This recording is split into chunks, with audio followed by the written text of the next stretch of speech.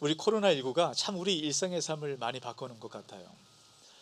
우리 일상의 삶을 참 많이 단조롭게 바꾸는 것 같습니다. 제 삶만 보아도 그런 것 같아요. 제 최근의 일상을 가만히 살펴보면 집과 차와 교회 사무실 이 세 군데 외에는 제가 어딜 가지를 않습니다. 제가 이렇게 다니다 보니까 어느 날인가 너무 답답한 거예요. 그래서 이걸 좀 어떻게 하면 좋을까 하다가 저녁을 먹고 나서 제 아내와 함께 산책을 나갔습니다. 산책을 나가서 이 새 소리도 듣고 이 맑은 공기도 접하고 흐르는 물도 보고, 그러니까 너무 좋은 겁니다.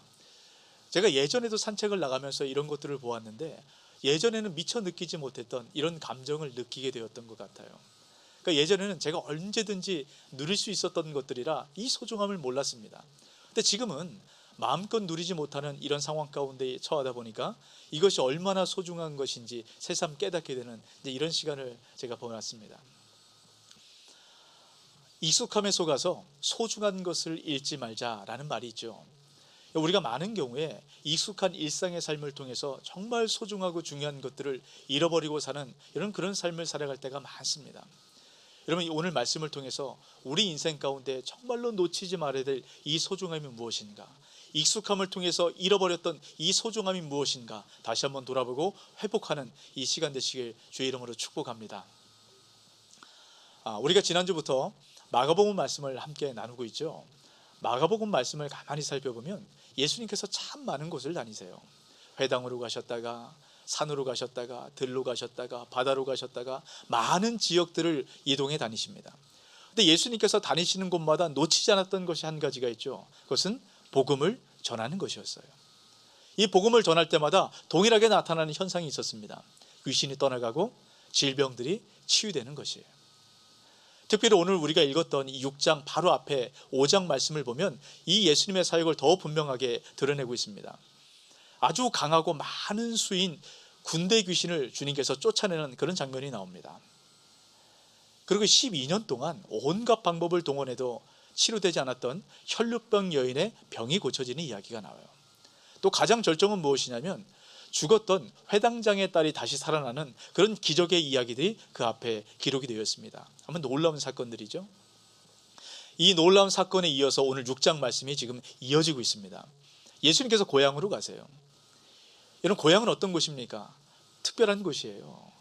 아마 예수님께서 이 고향에 가셔서 더 많은 애정을 갖고 더 많은 기적을 행하시는 이런 일들을 행하시는 것, 이런 게 당연하지 않겠습니까? 그런데 오늘 말씀을 쭉 살펴보다 보면 우리가 예상했던 것과 반대로 가고 있습니다. 이런 5절 말씀을 한번 보세요. 거기서는 아무 권능도 행하실 수 없어 다만 소수의 병자에게 안수하여 고치실 뿐이었고. 여러분, 놀라운 이야기 아닙니까? 주님께서 더 많은 권능을 행하셔야 될 그곳에 아무 권능도 행하실 수 없었다라고 얘기합니다. 여러분, 특별히 아무 권능도 행하실 수 없었다라는 말을 여러분 주목해 볼 필요가 있어요. 주님께서 아무 권능도 행하지 않으셨다라고 말씀하지 않고 아무 권능도 행할 수 없었다라고 지금 마가복음의 저자는 이야기를 하고 있습니다. 이런 특별한 저자의 의도가 담겨져 있는 말씀이에요.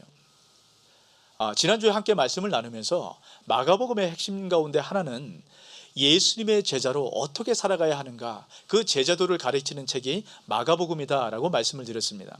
오늘 말씀도 우리가 이런 관점으로 볼 필요가 있는 것 같아요. 오늘 5절 말씀을 그런 관점으로 보면 지금 이 마가복음의 이 핵심은 무엇이냐면 예수님의 권능에 초점을 맞추고 있는 것이 아닙니다. 예수님의 제자가 아닌 고향 사람들에게 지금 초점을 맞추고 있는 거예요. 특별히 6절 말씀을 보세요. 왜 예수님께서 아무 권능도 행하실 수 없었는가? 6절 말씀을 통해서 이야기를 합니다. 우리 같이 한번 읽어봅니다. 그들이 믿지 않음을 이상히 여기셨더라. 지금 예수님의 고향 사람들이 믿지 않았다라고 얘기합니다. 지금 이 믿지 않았다, 이것에 지금 초점을 두고 있는 거예요. 이 믿지 않음, 이 불신앙이 주님께서 더 많은 권능과 은혜와 이 축복을 받아 누릴 수 있는 이 고향 사람들이 은혜를 가로막는 이런 안 좋은 도구가 되었다라는 겁니다. 이런 불신앙이라는 것은 예수님께서도 권능을 행하실 수 없을 정도로 만드는 아주 심각한 결과를 만들어낸다는 것, 지금 이 말씀을 강조하고 있는 것이에요. 그렇다면 우리가 여기서 한 가지 생각해 볼 것이 있습니다. 왜 예수님의 고향 사람들은 그렇게 능력과 권능이 많으신 예수님을 믿지 않았을까요? 그 이유는 간단합니다. 고향 사람들은 예수님을 잘 알았기 때문이에요. 더 분명하게 얘기하면, 더 정확한 표현으로 얘기하면 고향 사람들은 예수님을 안다라고 착각했기 때문입니다. 여러분 3절 말씀을 보세요. 이 사람이 마리아의 아들 목수가 아니냐, 야고보와 요셉과 유다와 시몬의 형제가 아니냐, 그 누이들이 우리와 함께 여기 있지 아니하냐 하고 예수를 배척하지라. 지금 예수님의 고향 사람들이 이야기하는 겁니다. 예수님을 잘 안다는 거예요. 예수님이 어떤 집안에 있었고, 예수님의 형제들은 누구고, 어렸을 때부터 어떻게 자랐는가 너무나도 익숙하게 잘 알고 있다라는 겁니다. 이런 특별히 예수님에 대한 호칭을 가만히 볼 필요가 있어요. 마리아의 아들이라고 표현합니다. 이런 보통 유대인들은 어떤 사람들을 표현할 때 아버지의 이름을 써서 표현을 합니다. 그런 일반적인 방식이라면 이렇게 되는 겁니다. 요셉의 아들이라고 표현을 해야 돼요. 예수님의 아버지가 요셉이니까요. 근데 오늘 말씀에 보면 뭐라고 얘기합니까? 마리아의 아들이라고 얘기합니다. 이 말씀은 예수님의 고향 사람들이 예수님께서 어떻게 출생했는가, 여러분 그것까지 다 알고 있다는 겁니다. 그러면서 예수님을 비하하고 폄하하는 지금 이 표현들을 사용하고 있다는 거예요. 예수님을 알고 있는 이 익숙함이 그들의 불신앙을 만들어냈습니다. 그래서 결국 그들이 누려야 될 이 소중한 예수님을 잃어버리게 만들었다는 거예요. 우리가 이 말씀을 깊이 생각해 볼 필요가 있습니다. 지금 우리가 이 코로나19로 인해서 우리가 참 많은 위기 가운데 있다라고 얘기합니다. 근데 이 위기는 또 다른 뒷면을 보면 또 다른 기회의 모습을 갖고 있다는 거예요. 우리가 때로는 익숙한 삶을 통해서 우리 가운데 만들어내는 이 불신앙의 요소들이 드러나는 겁니다. 그래서 이 불신앙을 깨트릴 수 있는 아주 좋은 기회가 될 수 있다는 거예요. 최근에 이 코로나19가 유행하면서 한국에 다시 한번 회자가 되고 또 많은 사람들에게 읽혀지고 있는 고전이 하나가 있습니다. 알베르 까미가 썼었던 패스트라는 책이에요. 이 책을 보면 지금의 시대상의 모습과 굉장히 유사합니다. 참 까미의 통찰력을 볼 수 있는 그 책 가운데 하나인데요. 1940년대에 프랑스의 오랑이라는 이 작은 도시를 배경으로 합니다. 한 20만 명밖에 안 되는 이제 그런 사람들이 살고 있는 그런 도시예요. 이 도시에 패스트라는 전염병이 생겼습니다. 하루에도 수백 명의 사람들이 지금 죽어나가고 있는 거예요. 근데 그러다 보니까 이 마을을 봉쇄하게 됩니다. 그러니까 사람들이 들어갈 수도 없고 나갈 수도 없는 거예요. 그러니까 이 마을에 갇혀있던 사람들이 어떻게 패스트를 이겨 싸워내는가, 지금 그 얘기를 그린 책이 이제 패스트라는 책입니다. 이 책에 보면 우리가 생각해야 될 여러 가지 요소들이 있는 것 같아요. 이 오랑에 살고 있던 사람들은 패스트가 있기 전까지는 매일매일 똑같은 리듬으로 살아갑니다. 그러니까 일상이 습관이 되는 거예요. 근데 그러다 보니까 어떤 문제가 생기냐면 그 삶 가운데 무감각함이 찾아오는 겁니다. 도덕적으로도 무감각하고 무엇이 소중하고 무엇이 중요한 것인가, 이 모든 것을 잃어버리고 살아갑니다. 그러다가 패스트가 발생했어요. 이때 이 패스트를 통해서 정말로 소중한 것이 무엇인가, 그들이 무감각했던 이 모든 것이 다시 한번 깨어나고 회복되는 아주 중요한 계기가 되었다는 겁니다. 저는 이 책을 읽으면서 이 시대에 우리가 이 코로나19를 통해서 하나님께서도 우리에게 동일한 그 은혜를 주시는 것이 아닌가, 이런 그런 생각이 들었습니다. 우리가 아까 영상 광고를 통해서도 보았던 것처럼 우리가 대구 동산병원에 응원의 물건을 만들어서 이제 보내는 일들을 지난주에 했습니다. 그래서 우리 교육자들과 함께 몇몇 분들이 오셔서 이 작업을 했어요. 그동안 이제 사회적 거리 운동 때문에 함께 만나지 못하지 않았습니까? 이제 그러다가 몇 주 만에 만난 거예요. 이게 만나다 보니까 얼마나 서로 반갑고 이산가족이 상봉하는 것처럼 서로 끌어안고 웃고 아주 정말로 행복한 그런 시간들을 보내셨어요. 근데 그러면서 동일하게 하셨던 말씀이 있습니다. 우리가 함께 모여서 드렸던 예배가 얼마나 소중했는지 이제 알겠다라는 거예요. 다시 한번 빨리 우리가 함께 모여서 예배하고 싶다라는 겁니다. 여러분, 얼마나 이 귀한 마음이에요. 우리가 다 그런 마음 지금 갖고 있지 않습니까? 그리고 이 성도가 함께 모여서 교제하는 것이 얼마나 귀한 것인가 다시 한번 깨달아 알게 됐다는 겁니다. 여러분, 저도 이 성도의 교제가 얼마나 귀한가 이러면 느껴져요. 지금 이곳에 보면 우리 교역자들과 몇몇 섬김들과 함께 나와서 이렇게 예배를 드리고 있는데요, 이 빈 의자를 보면 참 마음이 아픕니다. 그동안 성도님들과 함께 얼굴을 마주보고 눈을 맞추면서 예배했던 것, 이것이 얼마나 소중한 것인가 다시 한번 알게 되는 것 같습니다. 어제는 우리 결혼식이 있어서 잠깐 갔었는데요, 이 결혼식장에서 만난 이 교우들을 보니까 너무너무 반가운 겁니다. 우리 성도님들 다시 한번 기억하시기 바랍니다. 우리가 함께 모여서 드리는 예배가 얼마나 소중한 것인고, 우리가 성도가 교제하는 것이 얼마나 귀한 것인가, 여러분 잊지 마시기 바랍니다. 다시 한번 마음 가운데 새기시고, 우리가 다시 만날 그때 우리가 익숙함 때문에 이 소중함을 잊지 않고 이 소중함을 잘 회복하는 우리 성덕중앙교회 모든 지체 되시길 주의 이름으로 축복합니다. 그리고 저는 이 코로나 사태를 통해서 주님께서 우리에게 익숙함을 통해서 잃어버렸던 또 다른 소중함을 회복하는 그런 시간으로 주신다라고 저는 확신합니다. 그것이 무엇이냐면 우리 가정의 회복이에요. 우리 현대는 너무 바쁘지 않습니까? 한 지붕 안에 살고 있어도요, 가족들이 만날 시간들이 없어요. 너무 바쁩니다. 근데 이 코로나 사태를 통해서 저녁이 있는 삶이 회복되기 시작합니다. 근데 모든 모임이 취소되고 저녁에 이제 일찍 들어올 수 있는 이제 그런 계기들이 마련이 되는 거예요. 여러분 이때 가족의 회복을 여러분 누리시기 바랍니다. 하나님께서 우리에게 주시는 기회입니다. 그럼 어떻게 가족의 회복됨을 누릴 수 있을까요?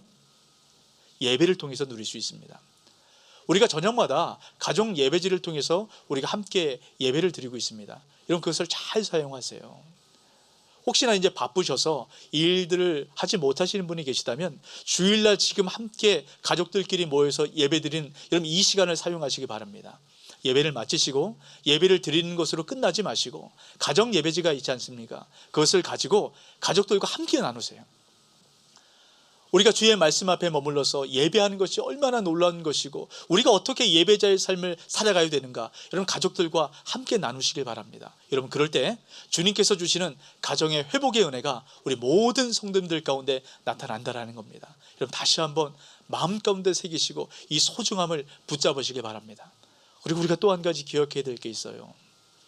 이 코로나19를 통해서 우리가 많은 성도님들을 알아보니까 혼자서 예배 드리시고 또 믿지 않는 가족들과 함께 있기 때문에 이 예배를 나눌 수 없는 그런 많은 분들이 있다는 얘기를 듣게 됩니다. 그분들의 얘기를 들으면서 참 마음이 아파요. 이 시간 방송을 보고 계시다면 힘을 내시길 바랍니다. 그럼 우리가 이때 영적 가족됨을 이루어 나가야 됩니다. 혼자서 예배 드리시는 분들, 또 외롭게 계시는 분들에게 우리가 마음을 함께 나누고 또 연락하고 우리가 또 목장으로 함께 하면서 영적 가족됨을 이루어 나갈 때 주님께서 이때 우리에게 주시는 그 소중한 은혜들을 우리가 다시 한번 회복하며 누릴 수 있게 될 것입니다. 이런 다시 한번 기억하시기 바랍니다. 우리가 다시는 익숙함 때문에 이 소중함을 잃지 않는 저와 여러분 되시길 주의 이름으로 축복합니다. 익숙함들이 우리 삶 가운데 이 소중함들을 잃어버리게 만들죠. 그리고 이 익숙함들이 우리 삶 가운데 불신앙을 만들어냅니다. 그렇다면 어떻게 우리 삶 가운데 있었던 이 불신앙들을 깨트리고 믿음의 삶을 살아갈 수 있을까? 우리가 그것을 좀 생각을 해봐야 됩니다. 오늘 말씀을 살펴보면 이 불신앙의 삶을 살아가고 있었던 예수님 고향 사람들에 대한 이야기 이후에 예수님께서 제자들을 부르십니다. 제자들을 부르셔서 예수님께서 하셨던 복음 전하는 사역을 그들에게 주세요. 그리고 그들을 보내십니다. 이런 우리가 이 말씀을 주목해서 보아야 돼요. 주님께서 제자들을 부르시고 부르신 것으로 끝내지 않고 제자들을 보내신다는 겁니다. 이런 우리는 주님께로 부름받은 자들입니다. 그리고 주님께로부터 보내심을 받는 자라는 것, 여러분 이것을 기억해야 돼요. 근데 우리가 많은 경우에 우리가 주님께로부터 부름받은 자인 것, 이것은 압니다. 주님께서 우리를 구원하시고 우리 삶 가운데 함께 하시고 우리 삶을 지키신다는 것, 이것은 알아요. 그런데 우리가 보냄을 받았다는 것, 이 사명을 때로는 놓칠 때가 있다는 겁니다. 그럼 제자는 부름을 받고 보냄을 받은 자라는 것, 그럼 이것을 다시 한번 기억하시기 바랍니다. 이것이 바로 제자도예요. 제자는 제자의 삶을 살아가야 됩니다. 그럼 우리가 이 제자도를 가지고 제자의 삶을 살아가는 것이 어떤 것인가, 오늘 말씀을 통해서 우리가 두 가지 제자의 삶의 방식에 대해서 함께 나눠볼 겁니다. 그럼 첫 번째입니다. 우리 7절 말씀 같이 한번 읽겠습니다. 12 제자를 부르사 둘씩 둘씩 보내시며 더러운 귀신을 제하는 권능을 주시고. 여러분, 이 제자의 삶을 살아가는 것, 이 첫 번째는 무엇이냐면 더러운 권능을 제어하는 더러운 귀신을 제어하는 이 권능의 삶을 살아가야 된다라는 것입니다. 여러분, 이것을 기억을 하셔야 돼요. 이 말씀 가운데 아주 중요한 의미가 담겨져 있습니다. 여러분, 이 더러운 귀신이란 말을 우리가 살펴봐야 되는데요. 그래서 더럽다라는 것은 어떤 뜻이냐면 하나님의 성품과 반대되는 불결하고 부정하고 그래서 세속적이고 탐욕적인 이런 상태를 더럽다라고 이제 표현을 합니다. 특별히 이 귀신이란 말을 우리가 살펴볼 필요가 있습니다. 이 귀신이란 말은 일반적으로 다이모니온이란 말을 이제 사용을 하게 돼요. 근데 오늘 말씀 가운데 보면 이 단어를 사용하지 않고 푸뉴마라는 단어를 사용하고 있습니다. 이 단어가 어떤 단어냐면 어떤 특정한 영적인 상태를 이야기해요. 왜 마가가 이 단어를 굳이 사용을 했을까? 여러분, 이유가 있습니다. 더러운 귀신이라는 것은 어떤 것을 이야기하냐면 하나님을 대적하는 이 악한 귀신, 여러분, 이것을 말할 뿐만 아니라 이 악한 귀신의 영향을 받는 이 악한 세상을 얘기합니다. 또 악한 귀신의 영향을 받는 모든 사람들의 악한 마음을 통칭해서 더러운 귀신이라고 이야기를 하는 거예요. 그래서 제자가 살아가야 되는 더러운 귀신을 제어하는 권능을 받는다는 것은 이 악한 세상 가운데 들어가서 이 악한 세상의 이 습관들, 탐욕적이고 이기적인 이 모든 것을 제어하는 그런 삶을 살아가야 된다는 겁니다. 여러분, 이것이 바로 복음적 삶을 얘기해요. 근데 이것이 구체적으로 어떤 삶일까? 여러분, 우리가 먼저 한 가지를 살펴볼 필요가 있습니다. 여러분, 13절 말씀을 보세요. 같이 있습니다. 많은 귀신을 쫓아내며 많은 병자에게 기름을 발라 고치더라. 여러분, 제자들이 예수님으로부터 더러운 귀신을 제어하는 권능을 받았습니다. 그리고 그 권능을 사용해요. 그래서 귀신을 내어쫓고 많은 병자를 고칩니다. 여러분, 이 이야기가 마가복음 말씀 가운데 계속적으로 반복이 되고 있습니다. 아주 중요한 의미가 이 말씀 가운데 담겨져 있기 때문이에요. 이 의미가 무엇일까? 여러분, 잘 보십시오. 여러분, 스가랴 말씀입니다. 스가랴 13장 2절 말씀. 만군의 여호와가 말하노라. 그날에 내가 우상의 이름을 이 땅에서 끊어서 기억도 되지 못하게 할 것이며 거짓 선지자와 더러운 귀신을 이 땅에서 떠나게 할 것이라. 여러분, 더러운 귀신이 언제 이 땅에서 떠나게 된다라고 얘기합니까? 그 날이 이르면 이라고 얘기합니다. 한 말씀 더 보세요. 이사야 35장 5절 말씀입니다. 그때 맹인의 눈이 밝을 것이며 못 듣는 사람의 귀가 열릴 것이며. 이런 맹인의 귀가 열리고 못 듣는 사람이 귀가 열리고 맹인이 보게 된다라고 얘기를 합니다. 이런 언제 이 일들이 나타난다라고 얘기를 합니까? 그때가 되면. 여러분, 그날과 그때, 여러분, 이때가 언제일까요? 이런 그날과 그때는 하나님께서 이 땅을 완전히 다스리시고 통치하시는 하나님 나라가 임할 바로 그때를 얘기합니다. 하나님 나라가 임하게 되면 그 증표로 나타나는 것이 무엇이냐면 귀신이 떠나가고 질병이 치유되는 이런 놀라운 역사가 나타난다는 거예요. 여러분, 제자들이 더러운 귀신을 제어하는 이 권능을 받는 삶을 살아간다는 것은 무엇이냐면 이 탐욕적이고 이 악한 세상에 영향을 받는 이 세상 가운데서 하나님 나라의 삶을 살아내는 복음적 삶, 이런 바로 이것을 이야기하는 겁니다. 여러분, 그럼 구체적으로 이 복음적 삶이 무엇일까? 여러분, 이것을 이 패스트란 책을 통해서 우리가 조금 더 살펴보려고 합니다. 여러분, 이 패스트란 책을 읽다 보면 이 까뮤의 통찰력이 나타나는 이런 몇 가지 말들이 있습니다. 까뮤가 이런 얘기를 해요. 우리 모든 사람들 안에는 누구나 예외 없이 이 패스트를 가지고 살아간다라고 얘기합니다. 여러분, 이것이 어떤 의미냐면요, 까뮤가 얘기하는 패스트는 우리 전염병인 이 질병만 얘기하는 것이 아닙니다. 우리 사람들 안에 나타나는 모든 악을 얘기해요. 그리고 이 악의 영향으로 나타나는 모든 전쟁과 테러와 범죄, 이 모든 것을 통칭해서 패스트라고 얘기를 하는 겁니다. 근데 이 죄악의 패스트가요, 죽거나 사라지지 않는다라는 겁니다. 아주 교묘하게 숨어 있다가 우리가 익숙함으로 많은 것들 가운데 다시 무감각한 그런 삶을 살아가기 시작할 때 그것이 머리를 든다라는 거예요. 여러분, 이것이 오늘 살아가는 이 시대가 잘 보여주고 있습니다. 여러분, 이 패스트라는 책에 보면 코타르라는 등장인물이 하나 나옵니다. 이 사람은 어떤 사람이냐면 패스트가 일어나기 전에 범죄자였고 자기 목숨을 끊으려고 했던 이런 그런 사람이에요. 근데 이 패스트가 발병하다 보니까 이때부터 이제 활기를 찾기 시작합니다. 그리고 이 사람들의 불안 심리를 사용해서 아주 불이한 이득을 취하는 이런 그런 사람이 코타르라는 사람이에요. 이런 우리가 살아가는 이 시대도 코타르와 같은 사람들이 있다라는 겁니다. 여러분, 지금 마스크 오브제로 실시해도 마스크를 구하기가 쉽지를 않습니다. 또 손 소독제를 구하기가 너무너무 어려워요. 여러분, 왜 그렇습니까? 마스크가 희귀하기도 하지만 이것을 사재기하는 사람들이 있습니다. 그래서 폭리를 취하는 사람들이 있어요.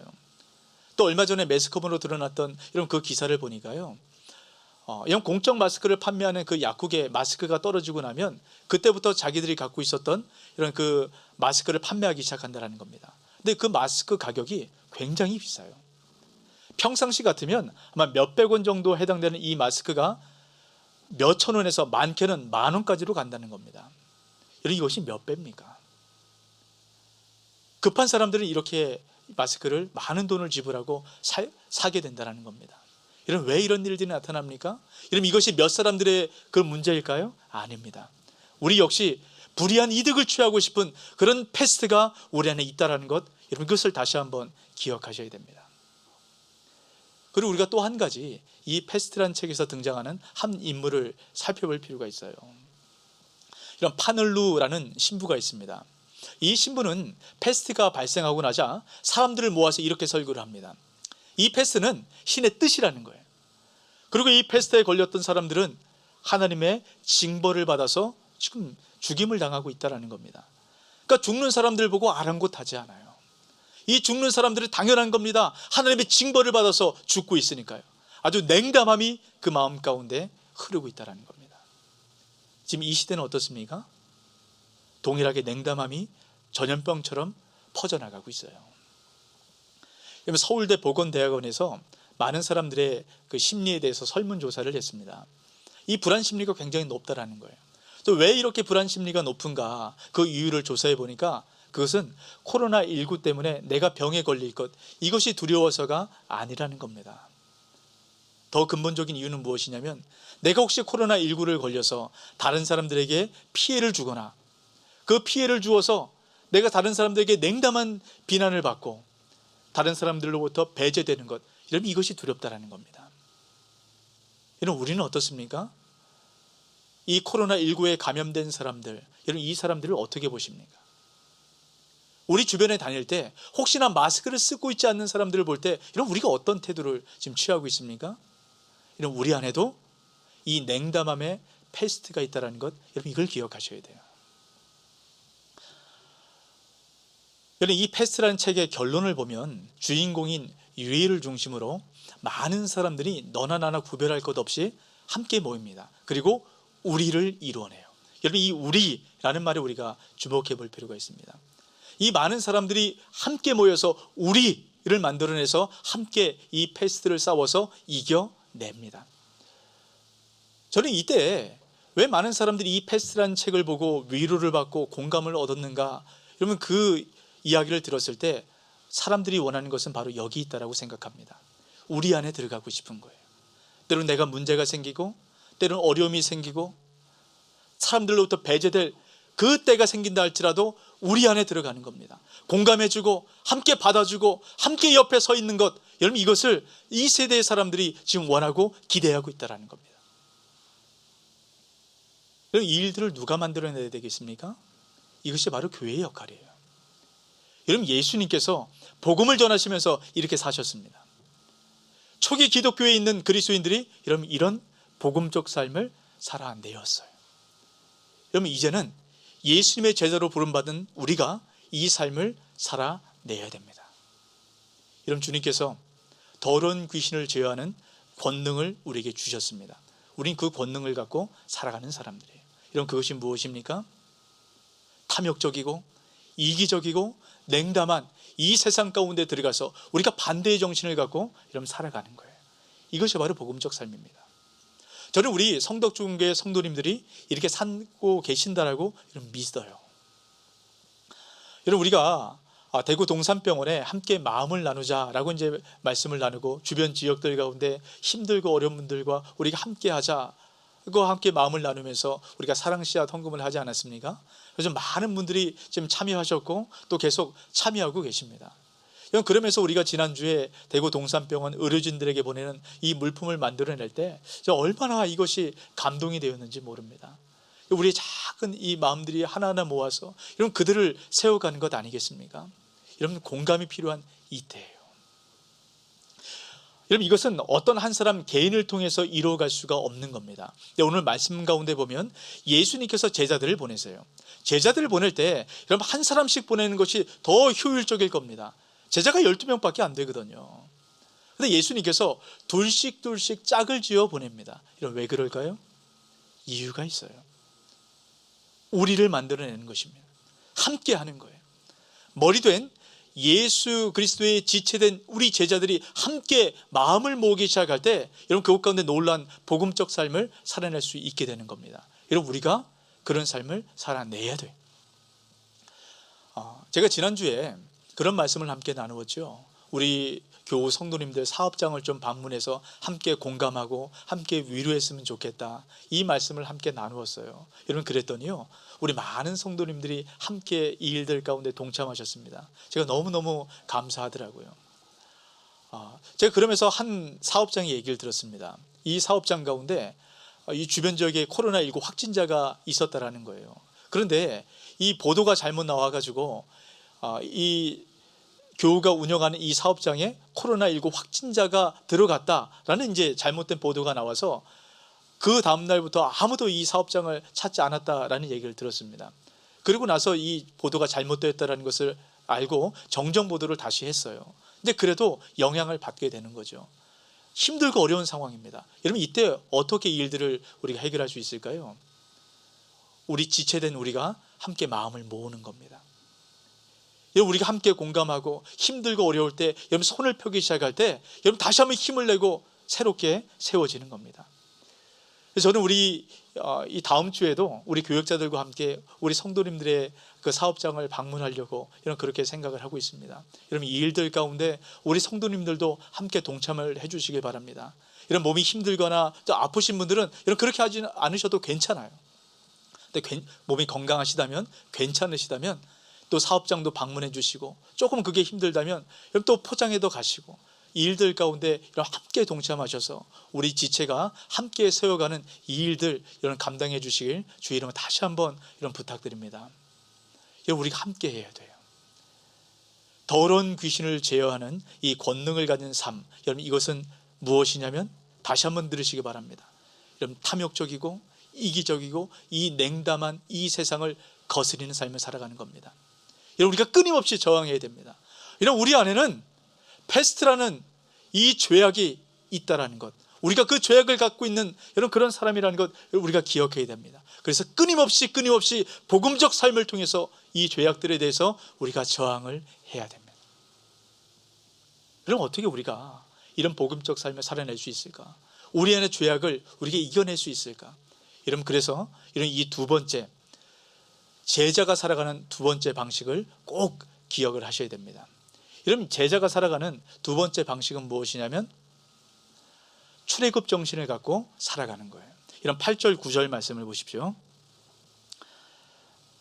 명하시되 여행을 위하여 지팡이 외에는 양식이나 배낭이나 전대의 돈이나 아무것도 가지지 말며 신만 신고 두벌옷도 입지 말라 하시고. 여러분 예수님께서 제자들을 파송하시면서 하셨던 말씀입니다. 아무것도 가져가지 말라는 겁니다. 딱 지팡이와 신만 가지고 가라라고 말씀합니다. 여러분 이 말씀 가운데서 우리가 떠오르게 되는 하나의 말씀이 있습니다. 출애굽기 말씀인데요, 출애굽기 12장 11절 말씀입니다. 너희는 그것을 이렇게 먹을지니 허리에 띠를 띠고 발에 신을 신고 손에 지팡이를 잡고 급히 먹으라. 이것이 여호와의 유월절이니라. 여러분 우리가 출애굽의 이 사건들이 연상되지 않습니까? 여러분 이스라엘 백성들이 이집트에서 나올 때 여러분 아무것도 하나님께서 준비하지 말라라고 말씀합니다. 오직 지팡이와 신만 가지라라고 말씀하세요. 이런 지팡이와 신이 의미하는 것이 무엇일까요? 지팡이와 신은 장거리 여행을 할 때, 아주 멀리 여행을 할 때 준비하고 필요한 도구들입니다. 이제 예수님께서 이스라엘 백성들을 이집트에 나오게 하셔서 하나님 나라로 가는 가나안 땅으로 인도하는 이런 그 여정을 인도하신다는 겁니다. 여러분, 긴 여행을 할 때 이런 우리가 더 음식이 필요하고 여벌옷도 필요하고 이런 많은 것들이 필요하지 않겠습니까? 근데 주님께서 그 모든 것들이 필요 없다라고 말씀하세요. 이유가 무엇일까요? 주님께서 책임지시겠다라는 겁니다. 여러분, 이것이 바로 믿음의 삶이에요. 근데 여러분, 이스라엘 백성들의 삶을 가만히 살펴보면 주님께서 이렇게 책임지시겠다라고 말씀했는데 이것을 믿지를 못했습니다. 그래서 이 40년 내내 하나님을 원망하고 염려하고 근심 가운데 잡혀 살아가는 이런 그 삶을 보게 됩니다. 왜 이렇게 이 사람들이 이것을 염려할까? 이런 출애굽기 16장 3절 말씀 가운데 그 이유를 얘기하는데요. 이스라엘 자손이 그들에게 이르되 우리가 애굽 땅에서 고기 감아 곁에 앉아있던 때와 떡을 배불리 먹던 때에 여호와의 손에 죽었더라면 좋았을 것을 너희가 이 광야로 우리를 인도해내어 이 온 회중이 주려 죽게 하는도다. 여러분, 이스라엘 백성들이 이 이야기를 출애굽부터 시작해서 가나안 땅에 들어가는 40년 내내 했습니다. 여러분, 이들이 왜 이렇게 하나님을 원망하고 또 모든 삶 가운데 염려하고 근심하는 그런 삶을 살았을까요? 이유는 한 가지입니다. 먹을 것, 입을 것, 마실 것, 여러분, 이것에 대한 염려 때문입니다. 그런데 어떻습니까? 이스라엘 백성들이 그렇게 원망하고 염려하던 그 일들이 여러분 나타났습니까? 40년 광야 생활을 마쳤을 때 그들이 했던 고백이 있어요. 신명기 29장 5절 말씀 같이 있습니다. 주께서 40년 동안 너희를 광야에서 인도하게 하셨거니와 너희 몸에 옷이 낡아지지 아니하였고 너희의 발에 신이 헤어지지 아니하였으며. 아멘. 이 말씀이 무엇입니까? 그들이 그렇게 염려하고 걱정하고 원망했던 그 일들이 전혀 나타나지 않았습니다. 이것을 우리가 생각해 볼 필요가 있습니다. 이런 우리 삶 가운데도 많은 근심과 걱정과 염려들이 있습니다. 이런 그 이유가 무엇일까요? 우리가 우리 필요를, 우리 쓸 것을 채우기 위해서라면 여러분, 이 걱정과 근심과 염려는, 이 원망은 끊어지지 않는다라는 겁니다. 여러분, 우리가 갖고 있었던 염려와 근심과 걱정을 여러분 끊어낼 수 있는 유일한 방법은 전적으로 하나님을 신뢰하는 것, 이것 말고는 없어요. 여러분, 출애굽한 이스라엘 백성들을 보십시오. 이스라엘 백성들은 이집트에서 노예로 살았습니다. 그런 사람들을 하나님께서 일방적으로 구원하셔서 하나님의 백성을 삼아 주셨어요. 그리고 그들의 인생을 책임지시겠다라고 말씀하셨습니다. 그리고 끝까지 책임지셨습니다. 여러분, 이것이 바로 복음입니다. 여러분, 주님께서 우리 인생도 이렇게 책임지시겠다라고 말씀하고 계십니다. 우리 인생을 지금까지도 그렇게 인도하셨어요. 여러분, 그렇다면 앞으로의 삶을 주님께서 어떻게 인도하실까요? 지금 코로나19로 인해서 여러 가지로 어려움 가운데 있고 또 힘든 가운데 있는 많은 분들이 계실 겁니다. 여러분, 다시 한번 힘을 내시기 바랍니다.